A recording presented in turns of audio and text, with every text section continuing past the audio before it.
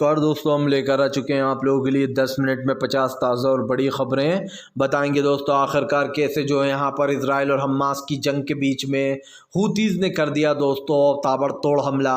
आखिरकार क्यों दोस्तों ईवीएम के खिलाफ सड़कों पर उतर गई देश की जनता, क्यों दोस्तों जो है चंडीगढ़ चुनाव की धांधली आ गई कोर्ट के सामने, क्यों आखिरकार अखिलेश यादव ने बोला 2024 का चुनाव आखिरी है, इस चुनाव में बीजेपी को हराना बहुत ज़रूरी, और कैसे दोस्तों प्रधानमंत्री के ऊपर हमलावर हो गए राहुल गांधी और उनकी भारत जोड़ो न्याय यात्रा में हुआ जमकर जन सैलाब।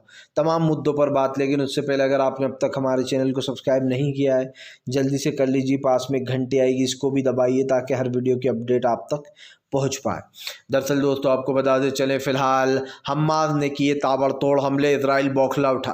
आपको बता दें चले हमास ने एक बार फिर से इजराइल के ऊपर ताबड़तोड़ हमले कर दिए, जिसके बाद दोस्तों इजराइल बौखला गया। सीधी चेतावनी दी थी हमास ने कि अगर इजराइल ने उससे पंगा लिया तो इसका अंजाम उसको भुगतना होगा, और इसीलिए दोस्तों इजराइल ने फिर से एक बार जो है यहाँ पर हमास को अपने निशाने पर ले डाला, और दोस्तों हमास ने अपने निशाने पर इजराइल को ले डाला और उसके पर खच्चे उड़ाने का काम किया। आपको बता दें चले दोस्तों दिल्ली की सड़कों पर उतरी महिलाएं, बूढ़े बच्चे, ईवीएम के खिलाफ एक नए जंग की तैयारी शुरू।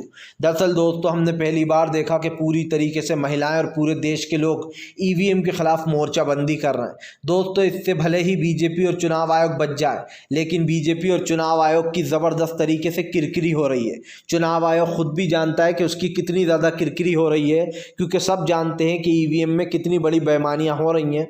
ईवीएम चोरी हो जाती हैं, उनको अदला बदली कर दिया जाता है, कई चीज़ हो जाती हैं, लेकिन वीवीपैट में ऐसा नहीं जो वो उससे है दोस्तों, वैलेट से, उसमें ये सब कुछ नहीं हो सकता। इसीलिए वैलेट पेपर को ही दोस्तों सही माना गया है। बड़े बड़े देश, अमेरिका जैसे बड़े लोकतांत्रिक देश, वो तक दोस्तों आप सोचिए ईवीएम का यूज़ नहीं करते। वो क्या पागल हैं जो ईवीएम का यूज़ नहीं करते? वो भी जो है बैलेट पेपर से ही चुनाव कराते हैं।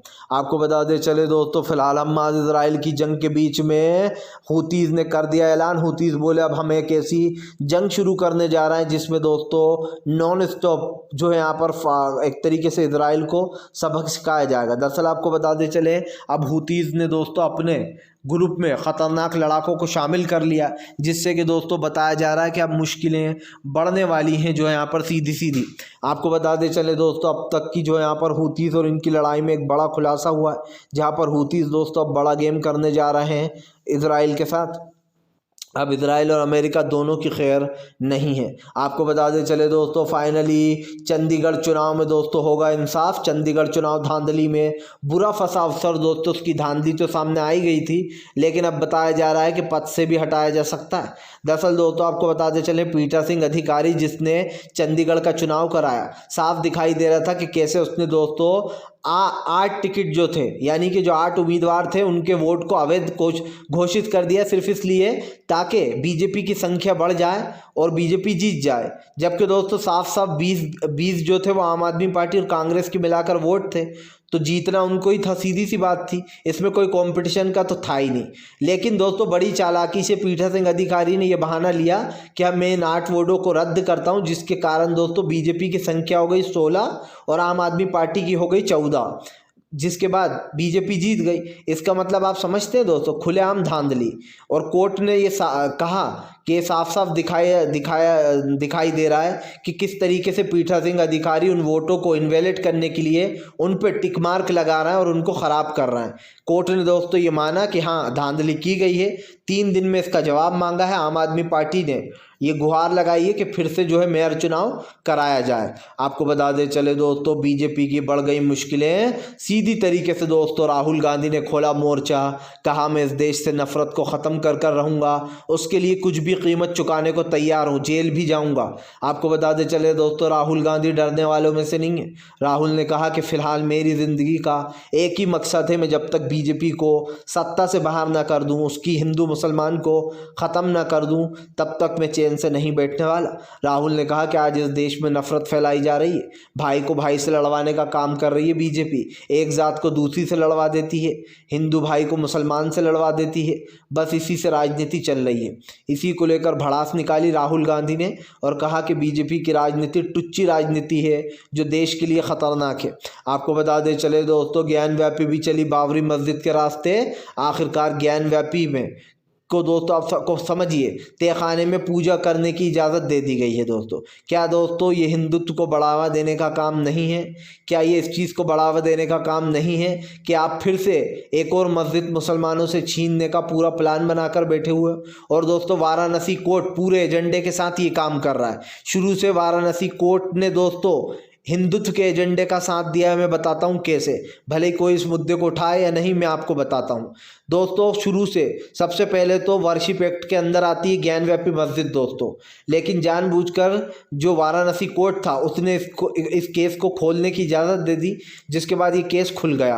और उसके बाद दोस्तों वहाँ पर एएसआई के सर्वे की आदेश दे दिया गया, जिसके बाद आपको तो पता ही है कि जो सर्वे जिसने किया है वो तो हिंदुत्व, ओवैसी ने आरोप लगाया कि अब ये एएसआई जो है वो तो हिंदुत्व के लिए काम करते हैं, जो ये सर्वे वगैरह करते हैं कि वहाँ मस्जिद था या मंदिर थी।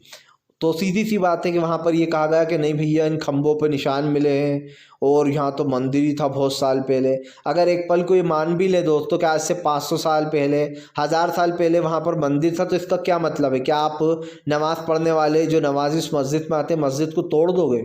सिंपल सी बात ये है भाई। 1000 साल पहले तो ये भी आरोप लगते हैं कि आपने बौद्ध धर्म के लोगों के धर्म स्थलों को हटाकर वहाँ पर मंदिर बना है। ऐसे तो फिर दोस्तों खोदने जाएंगे तो पता नहीं क्या क्या खुदेगा।